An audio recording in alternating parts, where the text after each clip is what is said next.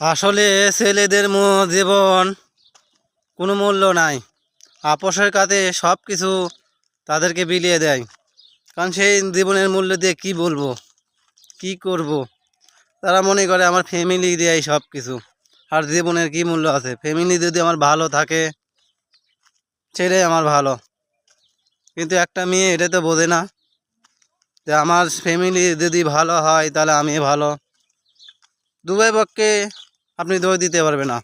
এর মধ্যে কিছু একটু ভুল আছে। কারণ সব ছেলেরা এক না এবং সব মেয়েরা এক না। কিছু কিছু দুইজন মিলেই ভাবনা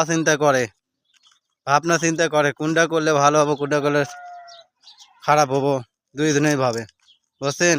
তাই একজনকে কখনো আপনি দোষ দিতে হবে না, ভুল ধারণা ছেলেদের কোনো জীবনে কোনো মূল্য নাই, মেয়েদের কোনো জীবনের মূল্য নাই, এটা ভুল ধারণা।